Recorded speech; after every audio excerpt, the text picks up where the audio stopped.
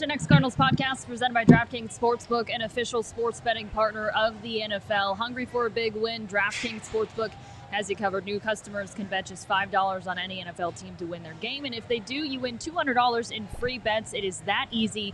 Just remember to use the code PHNX when you sign up. Chierstin Susel here with Saul Bookman, my man Frank Sanders, Johnny Venerable will be joining us shortly from State Farm Stadium. Oh my goodness, the Cardinals dropped their first game 24-21 to the Packers, and it looked as though they had the chance to at least tie and force overtime, but an unfortunate mistake by A.J. Green just had his back turned to the ball in the end zone, was picked off to seal the win for Green Bay. Frank, you got to talk about this one because I don't even know what the hell was going on right there. So just from a receiver's perspective, you know you only have one play left with the amount of time that's on the clock. It's you one-on-one with the defender. So it's basically you or nobody else. That's a brain fart, and I don't understand why he didn't turn around and look like he was trying to dominate in that scenario. It looked like he thought it was a run. And that's the part, that's the RPO offense. Sometimes you don't know that, and I don't know what Kyler called and what did he hear at that moment, but it looked like he was blocking, which doesn't make sense in that scenario, which you would think you would turn around and be ready for the one-on-one situation where the ball is thrown to you and you have to give yourself a chance. But he didn't.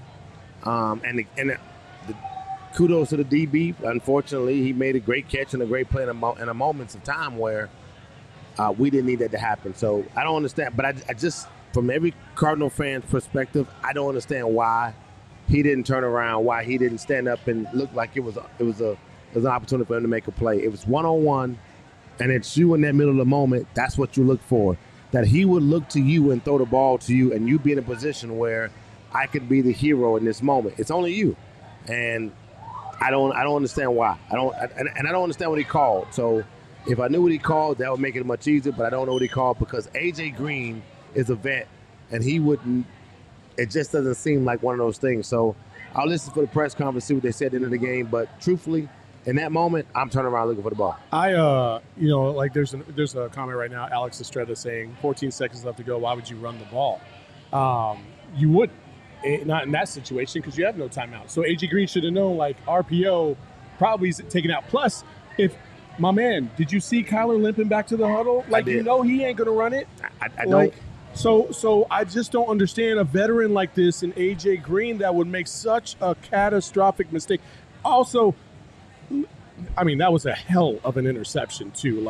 He just stuck his hand out, it stuck, and then he caught the ball. I mean, that was but that's how it goes in this Packers-Cardinals series. The fluke things seem to happen in this series for whatever reason, and tonight was no different. Sean says that's a textbook play in that moment, and you would think a veteran would know it. I think he's probably kicking himself big time. I feel for AJ after this one. It was just a mental mistake. Well, I don't know what – for him to run up and look like he's blocking makes no sense to me, so I don't know what was called in the play. Maybe he thought – that's the part where when you have the run-pass option, you just don't know exactly. Yeah, the limp, everything else – It's a bonehead mistake. It looks like a real bonehead mistake, like something you wouldn't do as a veteran, that you would think the ball is coming to you. You're the only guy one-on-one in that scenario. When you come to the right, you come to the line of scrimmage, there's nobody else with you. There's no other receiver with you. So to me, in my mindset, I'm thinking it's either me or nobody else, and I just don't understand why he didn't turn around and look for the ball. Well, we are here to vent on this post-game show. So we are asking the question, what has you seeing red? Obviously, that final game of the play, cue the graphic. We have smoke, steam coming out of our ears, red eyes. We're ticked off here on this post-game show. This was not the game we expected, not the game again, the Green Bay and the Cardinals, Arizona Cardinals history has come down to some of these plays at the last seconds and great plays at the end of the game. But watching the Arizona Cardinals team go from what we have been displaying, 30 points a game, dominating defenses and teams, having no conversation specifically about any particular player on their defense as of having the ability to stop us, and to watch us come out and, get barely 21 points, stank up the first half with only 7 points. And in truth, the reality of that is that I almost want to say we didn't show up today, and they did with a game plan. Their game plan looked more effective than any game plan that we had, and it didn't look like we had a game plan. Well, first off, hats off to them because they didn't skip a beat without their defensive coordinator or without their top weapons on offense. But you said it, they stunk it up in the first half. The time of possession differential was outrageous. The Packers had over 21 minutes, while the Cardinals had about 8 minutes. I mean, and they had two drives with 3 and outs, another drive that was just 4 plays, and then one that was 7. That was your entire first half, and that's what really set the tone. Yes, Kyler Murray had a masterful drive there to the last drive of the game, and that should have forced at least overtime, but it started from the beginning of this game. They got behind the chains, they got behind the 8 ball early. And for a team that averages 30-plus points a game, they did not come out looking like that team. No, not at all. But you got to give credit to Green Bay. Green Bay played as methodical and as slow a game as you could ever hope for if you're a Green Bay fan tonight. Because if they were, you saw this in the second half. If they had to try and get into a shootout with Arizona, it wasn't going to happen. It just wasn't going to happen. So they had to beat them down, and they did. They controlled the clock. What was the final time of possession let me check it out. in terms of both teams? I mean, it had to have been 3-1. Yeah, 37-35 to 22. Like, they just beat them down. And because of all the cross action, the screens on the side, they were getting whatever they wanted, and it caused Arizona to break down on that touchdown pass over the middle where Byron Murphy gave up the touchdown. That wasn't on him. That was on Budda Baker because he called for help over the middle, and Budda thought he was going to read the screen to the left, so he bolted that way, got sucked out, and then boom, right open in the middle for a touchdown. And those are the kind of mistakes that you can't make against Aaron Rodgers. We were talking about Aaron Rodgers before the game. He's one of the greats for a reason, and this is the reason, because he can play with crap all over the field and make them look like just the best. And that's what he did tonight. Are you okay, Frank? I'm disappointed on several areas of our performance tonight because I thought we should have met the challenge despite losing one player in J.J. Watt. And we didn't have D-Hops the whole game, but to me it's so disappointing to watch the way the game plan was on the game plan we had didn't look all together. Offensively, we looked very dismal. Defensively, we looked like we was catching the punch and not throwing the punch as we had been displaying earlier in the season. And just the last couple of weeks of playing against really good teams. And I'm pretty sure there's a bunch of answers that they will address, from the media standpoint. After the game, we'll hear some conversation from the players and the coach on probably what they thought happened and what they didn't see. But as Saul said, kudos to the Green Bay Packers. They came out, they had a game plan, they executed their game plan. They didn't get away from it. It wasn't a game plan that should have beat us. It really wasn't a game plan that should have beat us. And in truth, we didn't meet the challenge, and that's unfortunate. Frank and Chierstin, after seeing tonight and seeing how Green Bay methodically moved down the field, do we have any, kind of second guessing or kind of concerns now about J.J. Watt's absence from here on forward? Because it looks like he's gone for the rest of the season. Yeah, should the Cardinals go out and make a move before Tuesday? It was more than just J.J. Watt's absence. I mean, I think it started with the offense. I think it started up front with the offensive line. I think there's some issues with Josh Jones that need to be addressed. And it seemed as though they just weren't playing with the same heart. And it's a short week, but the Cardinals had the advantage. They played at home on Sunday, and they're the home team tonight. Yep. So, I get it. I'll give it to them. It's a short week. That's a tough turnaround. But Green Bay went to Washington and then flew all the way across the 100%. country to Arizona. So, you can't really use that excuse. Right. Our turnovers were absolutely nothing, something that we have not seen. We had 3 turnovers. They had 0. And that in itself does not help you versus a team that literally just had time of possession. If you had to have a game plan, this is the game plan that you have when you realize you have a high-powered offense. Any coach that's in basketball, knowing you got a running team, you slow the clock down. Any football coach did the exact same thing, and they did. They had over 34 rushes and carries tonight. But even that mistake by Rondale Moore muffing that punt, they went on. It was a great stand. It was a great stand-up by the defense, but they still scored a field goal. Well, they won by a field goal. You know what I mean? I mean, there's so many things that you could point to aside from them missing J.J. Watt. Now, if this is a team that's going to show up periodically throughout, from here on out, and you're missing J.J. Watt, I'm going to be a little bit concerned about this team as a whole. But I would like to be able to just chalk this one up as, for whatever reason, they weren't prepared. And you could point to the short, whatever the case was, they just weren't prepared. Cliff got a little bit outcoached, in my opinion, as well. Good call. But I hope that it's just a one-time thing and they figure their crap out moving forward. More than anything, I am more concerned about Kyler Murray's health moving forward, because if Kyler Murray has to miss some time, oh boy, all of a sudden you have just fallen all the way back to the pack. And you're going to have to fight for your playoff lives with Colt McCoy, and we don't want to see that. As serviceable as Colt McCoy is compared to like Chris Streveler last year, the Cardinals don't want to be in that position again. So hopefully Kyler's injury will be okay. Peter says Josh Jones is not the answer. The centers can't snap the ball. Okay, they were down to their third-string center. I mean, it is what it is with the injuries, and J.J. Watt appears to be the glue holding this front. And Rodney Hudson, this was the last game that he was expected to miss. So, well, for sure. So that's the hope. But when he went on IR, it was for sure he was going to miss three games. So for sure. So now he's able to, if he physically is able to, return now. True. So they'll reevaluate this upcoming week. They certainly could use him back. I don't expect this to be the team going forward. I think that in the last 7 games we played, we're absolutely versus some tough teams, and we need a break. So now we'll have about 10 days, not necessarily 10, but you'll have that window of time where you'll have the next couple of days between Friday, Saturday, Sunday. They'll be off for that for 3 days, kind of get their bodies refreshed and recovered. We have Monday, Tuesday as well. Those don't have to be practice days. They can be off days as well. And then you really get back to Wednesday, Thursday, which is the normal regiment. From 4 games, I think, after this. I think there's 4 games left before they hit the bye week. Right, and that's but so this is one of those. Look, this is one of the toughest schedules in the NFL for a team, and the Cardinals ran the table as long as they could, and they had a good chance at the end of the game to carry us over and in a situation. But some guys came to play.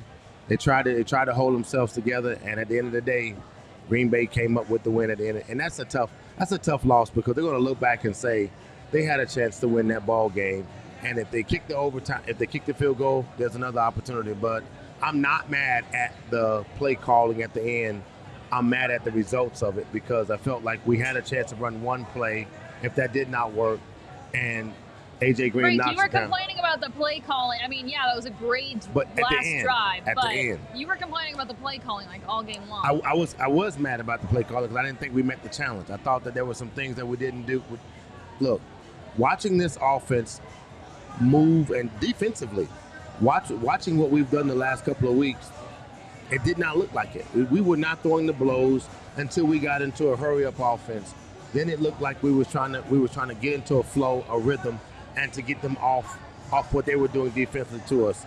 And defensively, we never did anything different to offset what they were doing to us. Not one thing that we did differently defensively. And again, we've been talking about Vance Joseph, how well he's been creative, what he's been able to do. Again, that is Aaron Rodgers. There are some things that they were doing, but technically, all they wanted to do was keep our offense off the field. So moving toward that conversation, that's true. I was totally disappointed with what was happening, but if we say it comes down to one play, and that was the one play that was not necessarily at 100%, then we lost because of that one play. But in truth, we could have kicked the field goal and went from there. According to Darren Urban on the sideline, Kingsbury said that the last pass was intended for Green, and Kyler went to the right place with the ball. Not sure why there was miscommunication, and not surprisingly, the coach is frustrated. Said that they felt it was a safe throw in that situation. I agree. I agree 100%. It's the only one-on-one situation on the football field. There was no other receiver there. There was only one cornerback and one receiver. A.J. Green could have bodied him up. It looked like Kyler gave him a chance to body him up, which means, so going back and watching the film, you see that the cornerback was inside, but he was often inside. And so therefore, the way Kyler threw the ball, he didn't throw it as a back shoulder. He didn't throw it as a high throw. He threw it directly at the man, which means he was trying to give him a chance to kind of just turn around and catch the ball. And that's what I thought was going to happen. it's either a back shoulder throw or in that position where the cornerback was at, you throw it directly at the receiver to give himself a chance so he can physically outbody him. But I don't understand what AJ was doing. I don't. And that to me is very disappointing because he's a veteran receiver and he should have been thinking, this is all on me. If it's not D Hops, it's me. I'm the big one. He's the big guy. But if it's not him, it's me. And I got a chance to make a play. And I don't understand why he had a brain for it. I don't. And we talk up this Cardinals receiving core so much. We believe that it is one of the best, if not the best, receiving core in the National Football League. Why don't we take a break for a second to acknowledge some of the good that happened in this game. James Conner, he is our DraftKings Sportsbook king of the game. 22 yards on 5 carries and 2 touchdowns. He has had 8 touchdowns in 6 games. He has the second most TDs out of any running back in the league, behind the one and only Derrick Henry. So James Conner's having a heck of a season for the Arizona Cardinals. There's some parts of our running game tonight that was there, which is like they ran the ball against us with the intent to kind of manage the clock. I thought Chase Edmonds had a good game. And Chase Edmonds scored his first touchdown. He finally got one. Yeah, he did. I mean, I thought he played a hell of a game. Kudos to Chase. You know, I just, again, the slow start, and when you slow start and you kind of fumble over yourself the way they did in the first half, they were playing catch-up the entire time. And the defense was on the field for a long time, in the second half. So, and even when the Cardinals were driving late in the third and in the fourth quarter to score touchdowns, they were relatively quick drives, and then the defense is right back on the field. So, you asked a lot for the defense. Hey, the defense manned up big time on that last drive when it looked like the game was out of reach, and then they called it back. They put the ball back at the 1. They balled out. They held up and gave their team a chance. Unfortunately, it just didn't work out. Yeah. If you want to get on sports betting on the DraftKings Sportsbook app, download it, but be sure to use the code PHNX. You're always going to get a little something back. This week, it is bet $200 or bet $5, on any NFL team to win their game. And if they win, you get the $200 in free bets back. As always, though, 21 and over, Arizona only. Gambling problem? Call 1-800-NEXT-STEP. New customers only. Eligibility restrictions apply. See DraftKings.com/sportsbook for details. We also have a new shirt that we released on Sunday. Unfortunately, we did not realize it would be J.J. Watt's potentially last game of the season, but you know what? We still stand behind what he said. Maybe we are just effing better. Of course, that was not the case tonight, but certainly hope it is moving forward, and still a great T-shirt to rock to support Arizona Cardinals. Absolutely. Hey, still, the shirt looks dope as hell, so I don't care if we're 0-16 or what. I'm still going to rock with the Cardinals, and I'm always going to wear that shirt. And maybe I'm just effing better than you. How about that? Look, this is a position where being undefeated was an unusual position. You have to ask yourself what will happen if we did get a loss or 1 or 2 losses. What does that mean for the stake of the team? And I think conversationally, this team right now they'll answer those questions and they'll go back and make good decisions. But in truth, they have nothing to be afraid about, nothing to be fearful of. They'll get themselves and regroup because they still know they got a great talent, great group of guys in the locker room that they can rally around and go out and beat a lot of good football teams. Go ahead. Oh, we got Hans. Is it Hans Sagan? I can't see from that far. Here we go. I got you. There you go. Yeah, Chierstin's got it. But Hans Sagan with the super chat donation. We appreciate you, Han. Great playoff test. Hopefully, just exit healthy. Believe it or not, Cards needed this win or lose. So we appreciate the super chat, and we appreciate the donation very much. So you know what? We did need it. We needed the win. The loss will help some. It'll honestly. It can allow you to reset and realize exactly where you are. You can't overlook any opponent. You got to come out. You got to have the same heart, the same effort, the same focus every time you take the field, short week or not. I think we've been a little bit spoiled when you go 7 weeks into the season, and we've seen this team overcome adversity. They're a very likable team. They play for each other. It almost had us believing that whatever the matchup is on the field, that they're going to be able to overcome it because they've got great leaders, they've got great coaches. They're America's team now, and this team is. the way they look like they played physically, they look like they're just beat up. Hops is not 100%. We got walking and barely getting ready for Sunday's football game.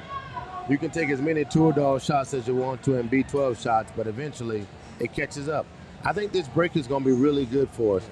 This is an unusual, scenario in regards to, being undefeated. And I said that's going to be the tell-all between when your leaders can continually show up and can encourage you guys or push you guys to get past the unknown, because you don't know what 8-0 looks like. And that in myself that's one of the things right now. We didn't have JJ, so that's another situation where not having him in his voice and his mindset and his mouth to encourage guys to dig deep. And honestly, it doesn't just affect the players. It affects the coaches on like, what are you doing? Come on, guys, we're better than that. And I think that those are the things that we kind of saw tonight, not having that. But I think our guys are tired and they need a little break. And unfortunately, we still got 4 more games before we figure out that we get a good rest before our bodies and our minds could overcome what a long season it is. I wonder if at any point, and maybe I'm just overthinking things, but at any point do you get any sort of emotional fatigue with there were so many weeks in a row that they were just dropping star players, or they were, switching who was coaching the team, and at any point, especially with the short week, could there be any emotional fatigue, especially when you lose a leader like JJ? So I remember Aeneas Williams saying this to us when we went on our run in 1998, and he said this one thing. He says, "Man, we can't keep winning games on emotions. We can't keep winning games on emotions because at some moment you're going to fatigue out." And I was so surprised that you said that, because that's the only really draw I had. No, I'm smart. No, because I really no. It's not that you're just smart. It's the truth, because you're trying so hard. You're carrying so much weight. You believe you have so much talent that you're better than. You have to show up every week. And you've got a chip on your shoulder because nobody else outside of the state of Arizona believes in you. It is extremely tough. Nick said that we're out of doubt. We had to win 4 out of the last 6 games to get into the playoffs. And in truth, the crazy thing about it was we did. We played Dallas on emotions, and we beat Dallas. But then we got the Minnesota, and there just was something else that was crazy. So, again, boom. All right, what is this, name? This is name. All right, name. $5. Name is an Eagles fan, but since he gave us $5, then we're gonna read the comment. As an Eagles fan, I just cannot believe after last week showing what Ertz can do, why he wasn't more involved this week. Yeah, no, I'm just kidding about the Eagles thing. Yeah, I didn't even know. All money spent the same. It don't matter. Thank you. I was just joking. Thank you very much. I think I went the entire first half. Like, wait a second, is Ertz even out there? Yeah, that's a good question. He was missing in action for a large portion of the game, and then it was like, oh shit, we got this new toy. We should be playing with it. And then in the fourth quarter, they hit him a couple crucial catches. Almost scored a touchdown. Should have scored a touchdown. Yeah. He was close. So again, when you have so many tools at your disposal, sometimes I think you get paralyzed. It's like paralysis by analysis, and I think Cliff has suffered that. And he's got to overcome that. He's got to learn how to use all the tools that he has in order for this team to really excel at a high level, the way they should be. And tonight's an example of the first half. He got outcoached. Flat out got outcoached. And he's got to come out ready. The team's got to come out ready. This is a blip in the road, but in the NFL, you just never know if a blip in the road is going to turn into utter chaos, because you never know who's going to get hurt from week to week. You never know who's going to be on COVID. You never know what is going to happen. So you got to take advantage of the opportunities when they're right in front of you. And the Cardinals got some work to do. Good luck. Good thing they have 10 days off. I'll say that. And I think I was going to say this. I think they need to compartmentalize the season. You just got a majority of the season out of the way. The first 8, right? This next block is the next 4. Then you get a break for 2 weeks, and then you got to finish off with the last 5. Hopefully you get another 2-week break if you get the number 1 seed.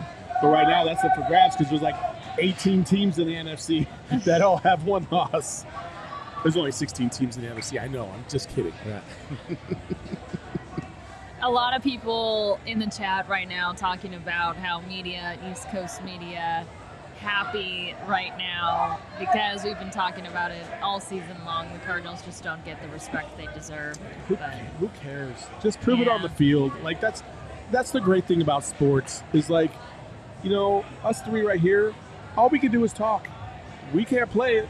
You know what I mean? So like the players can control everything out on the field, and that's the beauty of it. Also, what is beautiful is if you just go to gophnx.com, we actually have the QR code on the screen. You hit that bad boy. You can follow us across social media, YouTube, Twitter. You can go to our website, become a member, and join our PHNX family. As you can see today, we had 200 plus people here enjoying the tailgate with our friends at Bird Gang Travel. It's just a fun environment, and we're going to continue to do these types of things because, hey, we're all about family, we're all about community, and we want you to join us and be a part of our family and community as well. It's worth taking 2 more seconds to talk about just how fun today was, and I can't wait to continue to do these things because everyone was great. All right, Name is back. He's dropping dimes, baby. All right. Dropping dimes. Name the Eagles fan says, to be fair, the Cardinals are my home team, Mesa, Arizona born. All right. It is truly special to see this team look better than they did on their 2009 Super Bowl run with Warner. Thank you for the super chat. Look, he's absolutely right in regards to what happened to Zach Ertz. The night was not his. The play calling just wasn't there, and we did not show up as with the intent to outcoach them and to outsmart them. I said this before. I said I think we were sitting more on the receiving end of the punches of what they were doing, and hoping that and not necessarily being the attacking team that we've been in the past. And tonight it really showed. I mean, it got better as the game went on, but I thought we could have dominated the game a lot better. We could have been more efficient, and we was not that until we decided that we was in a fist fight. And again, if you want to argue, if you want to just kind of console in something, if you want to say that every play in the NFL might come down to just one play, if it's a kicker making a kick, or a running back fumbling the ball, a receiver not turning around for the ball, it came down to just that one play, and we had a chance, and it did not end in our favor. So, and that was a disappointing part. Speaking of that, James Conner at the postgame, I hope I'm not stepping on Johnny's toes because he will join us in a minute, says, James Conner said, we are not going to let one play define us and what we're building, and we're also not going to blame just one guy either. Great. So, all right, Sean Marks with the super chat. Thanks, Sean. He says, just for being awesome. I appreciate y'all. Sean's one of the real ones. He's he always follows us across social media. He's always hitting me up on my Twitter whenever I say something stupid, and I appreciate him very much for it. Sean, you should feel special because we all do recognize you as one of the loyal followers. Yeah, we know your name, and we appreciate you. A die-hard PHNXer, so 100%. We appreciate him for real. Johnny is still joining us, correct?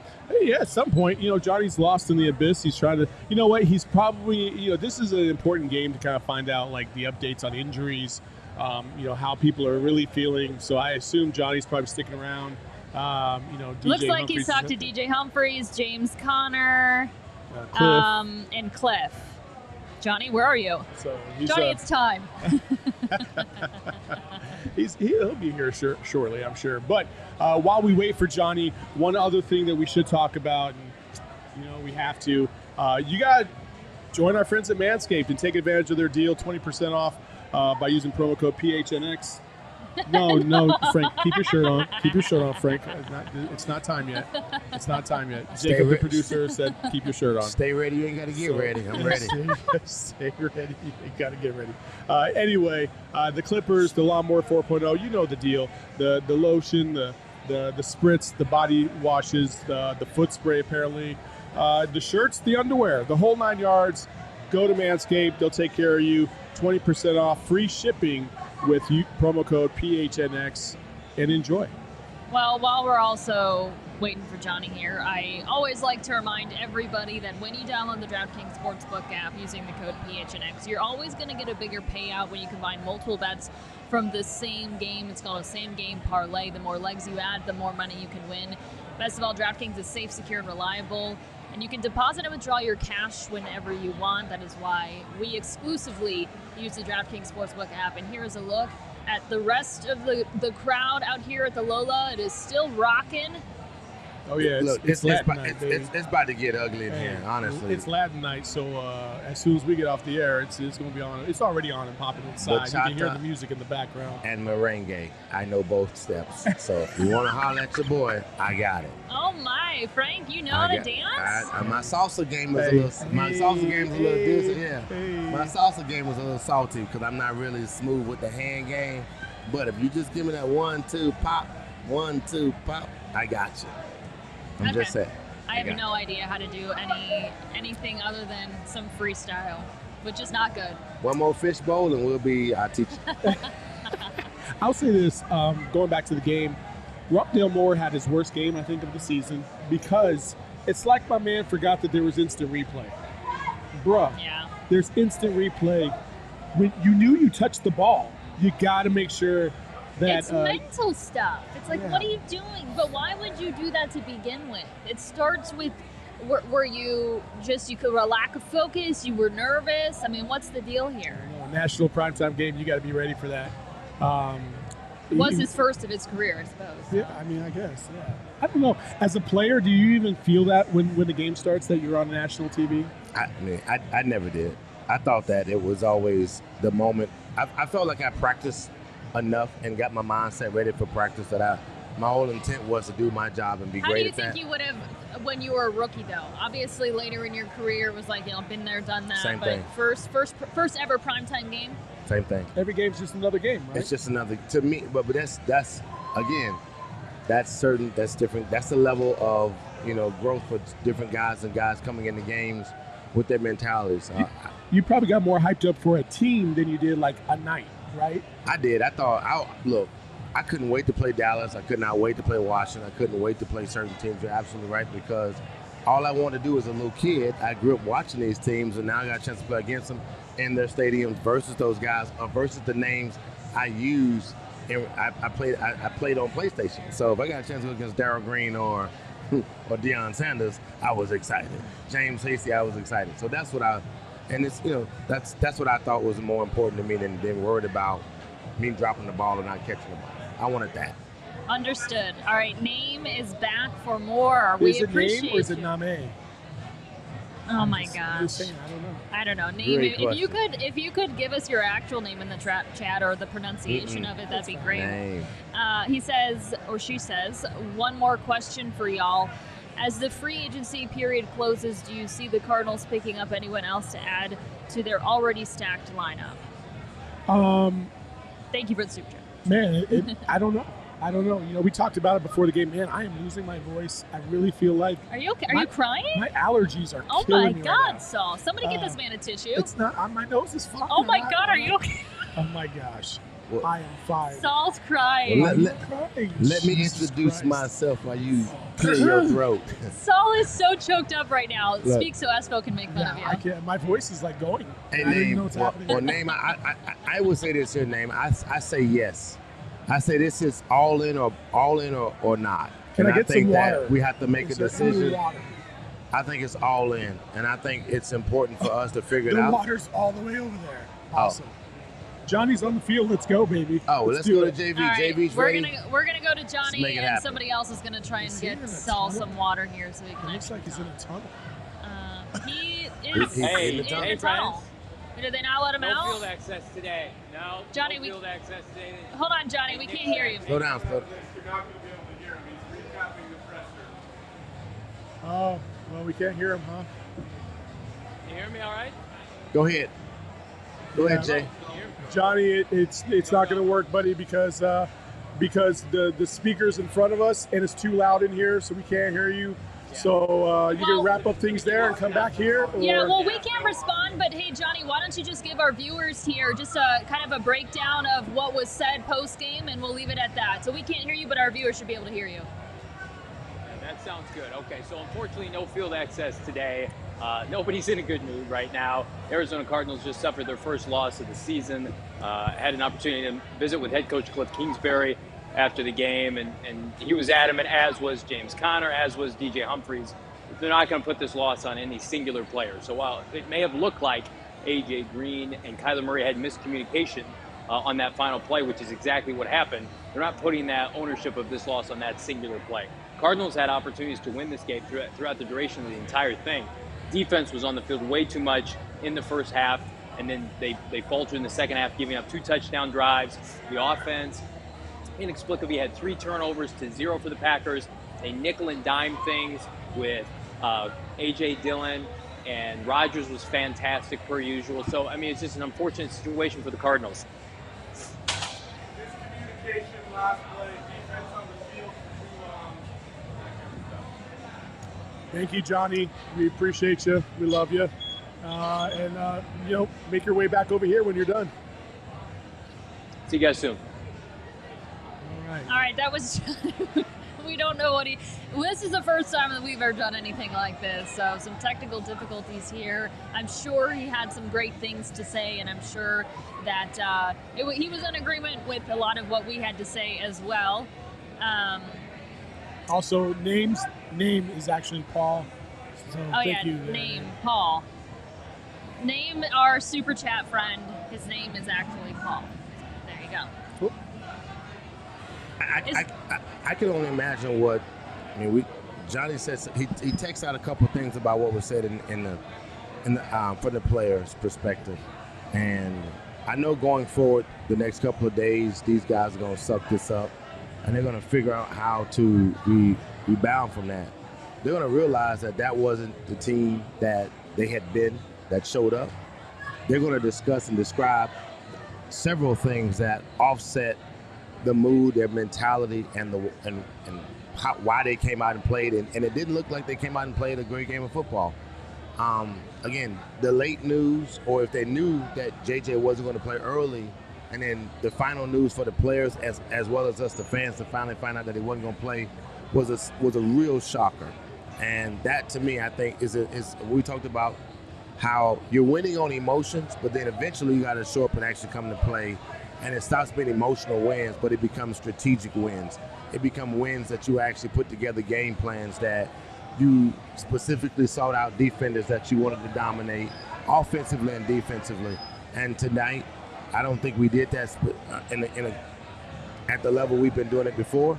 And I do think it might have came to a head where emotionally this team just didn't have enough just to get, not enough to finish, because I apologize, not enough to finish, but enough to start versus another good team. Not a bad team. If this was versus the Texans the week before, we might have accepted it, but realized we lost to. We have a bunch of excuses that it would have matched the way we played. They might have accepted a loss to the Texans. I'm saying, we started out. Well, just to think about it, we started out bad against the Texans too.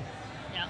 We started out bad. Yeah. But to realize that carried over into this game because we had a bunch of conversations prior to the Texans games on who was playing and who wasn't going to play, and who might play, who might not play. And then we got into this game versus another good team in the NFC that they came out with a game plan and they executed, and we didn't. And I think that might have been something on the table. So emotionally, these guys, I think, just ran the table as far as they can and met another team that literally could come out 4 quarters. Because if I'm not wrong, correct me if I'm wrong, Chierstin, is that Green Bay played 4 quarters of football, and we didn't. Yeah. Our friend Paul is back. He says, wait, is that Frank Sanders, the Cardinals wide receiver? Why, yes, Paul, thanks for the super chat. Are you kidding me? It is that Frank Sanders. It is the 5th all-time leading receiver in Cardinals history. Yes, I'm the 5th? Frank Sanders. Am I? 5th. I did not know. There you go. Well, I'm just saying. You knew that. I did not know. I didn't look. When you look at the names that's on out that we've had as receivers in the NFL and Arizona Cardinals, there's some guys that had great scenarios that's just staggering to watch. You know, Larry Dell, he did, and Anquan does it in this window of time. Roy the Jet Green. I mean, those are some guys' names that's just on the table that is mind blowing on what they were able to accomplish with Arizona Cardinals. So 2 things that I got from Johnny. Cliff calling JJ irreplaceable, which he is, and mentioned that they've got to get Rashard Lawrence and Corey Peters back. They're still down some guys that they're hoping to have back ASAP. We also included Ronnie Hudson in that conversation. And Cliff did not confirm that Watt is out for the year. He is going to have surgery next week, though. So I'm sure we're going to know within the coming week what the projection is on his injury and whether or not we can cross our fingers and hope that if the Cardinals make a run in the playoffs, JJ will be able to be there for it. A lot of hoping and praying. A lot of hope. A lot of hoping and praying. You know, I saw a video that was tweeted out before the game. Everyone was going through their pregame warm-ups, and JJ was like on the sideline, kind of like moving his body a little bit, like he wanted to be warming up too, was still getting pumped up. Dang it, I feel for the guy. I really do. And the last thing you want as a player is something that continues to hang over your head, right? He's known for being injury prone, and that can't be, and maybe Frank, you can, I don't know if you can speak to this at all, but for a guy to have something that it hangs over his head that he can't control, and that could even be like height or this or that, but when you're an injury prone and it's nothing you can do, there's nothing more that you would want than to be out there with your team, and there's nothing you can do to control it. There's nothing you can do. JJ is playing a tough position that he's been dominating at for so long. So let's just go back. When he was with the Houston Texans, you're talking about a 3-time Defensive Player of the Year, and you don't get to that level just but at. I want to say what? I don't want to say half-assed. There you go. See, I'm trying to cut the cussing down, but yes, just what he said. And I think in truth, half-butting it. yeah, I know. I didn't want to say it, but like you don't get to be at that level and not give your all the way he's been doing consistently. And the amount of impact he's taken on his shoulders and the stuff he's done has been very, very challenging, to that degree. So to me, I think just time and tenure. He's older. He's still trying to do it. He's trying to play at the same level, and that is what exactly happens. Your body just kind of once your body tells you that's enough, at some moment you got to see your body. Yeah. Unfortunately. Paul is back in the super chat, and he wants to talk more about the one, the only Frank Sanders. He says, definitely one of the greats. My dad said you were a menace out there. # all hail Frank. Thank you for the super chat. Thank you for the super chat. I gave my best. I had some good coaches and some good mentors. All I really wanted, I told Saul earlier, I said, on draft day, I said, God, send me. I don't care where you send me. Send me someplace warm and a team that needs me. And he sent me to the hottest team on the planet, which is the Arizona Cardinals, where it's 118 degrees. And then he also sent me where Buddy Ryan had just got rid of his 3 starting receivers, which was Reggie Sanders, Randall Hill, as well as Ricky Prohl. And when they brought me in, they wanted me to, and I told you, Buddy never gave me a chance. Buddy said I had to earn the position. I do love that about Buddy. He made me earn it. Called you 81. Called me 81 until I got to my second preseason game of showing that I want to be a great player in the NFL at that time. And again, I just went out with Rob Moore. Rob Moore gave me a lot of information, some knowledge, and I went to work. And here we are right now. Now I get the beauty of hanging out with the great Saul Bookman, as well as the Chierstin Susel, Johnny Venerable, be a part of another great team in PHNX. Look, I'm happy. I mean, that's once you're a great teammate, you learn how to be another great teammate. You know what? I feel like this therapy session is working because we've got Frank is happy. We've got Bird Gang Travel saying hi to Paul, and Paul saying hello, Bird Gang. People are. I feel like we're licking our wounds right now. Talked it out a little bit. People are starting to feel a little bit better about this one. We're in a field or a sphere where we have never been, and to only hope that we could keep going and get to that next level of 8-0 and dominating and beating another top tier team, and to have just one loss right now. At the beginning of the season or preseason, watching what we showed in preseason, there is no way that anyone watched this team thinking that in preseason this was going to be the team you was going to have in the Arizona Cardinals. And rightfully so, we've run the table as long as we could. We got one L, but it's not a defining moment. it's an opportunity to prove that we still can rebound from this, and we still know we got great players. A couple of these guys are just injured, and we'll figure out how to make some changes and some adjustments. I do still think that Steve Kimes is going to find a way to grab a couple of guys. I don't think Michael Bidwood cares about I'm not going to say this. I'll say this in my best opinion, in my humble opinion, that the draft coming up in this year is going to make or break us. I think we need to go get the players we need to get, bring some more veteran leadership, create some more depth in what we can create some more depth, and then that way we can look forward to as moving forward. Yeah, and go ahead. Burger King Travel asked him if they can get pissed off Saul.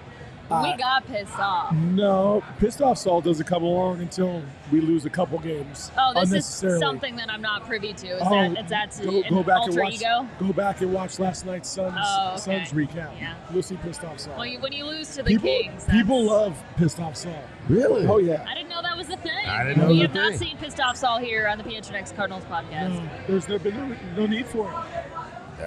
We did give you crying Saul though, so I'm not crying. I'm just losing my voice and I can't breathe. We would have saw pissed off Saul if we had lost to the Texans. But since we didn't, for sure. Thank God, and he's accepting the fact that we lost to another good team that had a game plan. I said this on the other day when I said Tuesday when I said Kyler Murray said that the greatest game plan that was ever he had ever been a part of was the Rams. The Rams, and to me right now that's another situation. Was this a great game plan versus the Green Bay Packers? And I don't think they're going to say yes to that. I really don't. I think that not implementing Zach Ertz in the game plan. If D Hops is out, Zach Ertz should have been another favorite target, and we should have figured out how to get him in the game plan. Instead, we tried to figure out how to get Rondale Moore in the game a lot more, and that to me was maybe the offset of what we should have been doing.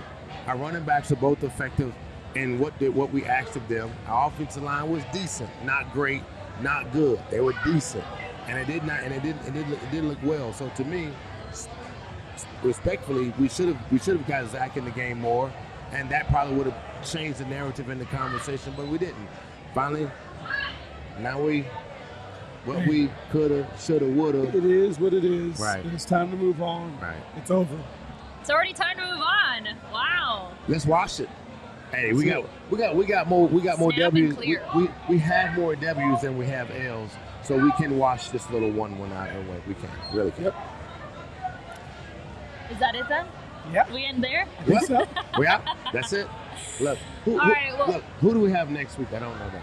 Niners on the road. Niners on the road. Yep. Any And thoughts? hopefully I won't sound like Joe Pesci or Al Pacino. Hey. Or Doc Rivers right now. Saul lost his voice because I don't know what's today we going on. had so much fun. Can't wait to do it again. We appreciate everybody that came out here. We appreciate everybody who tuned into our pregame show and this postgame show as well. So thank you to all of you guys. You guys are fantastic. You just gotta find a way to get Blake Griffin the ball. That's all. That's the problem. Wait, that sounds like Blake spot It's on. not his fault. It's not his fault. It's not his fault. And thanks again to Paul for joining us, even though he's an Eagles fan. The real MVP right there. Paul. Before we go, if you're not already subscribed, do that. YouTube, wherever you get your podcasts. Follow us on social media at PHNX Hit _ that sports. like button, Yes, please. All right. We will see you guys tomorrow.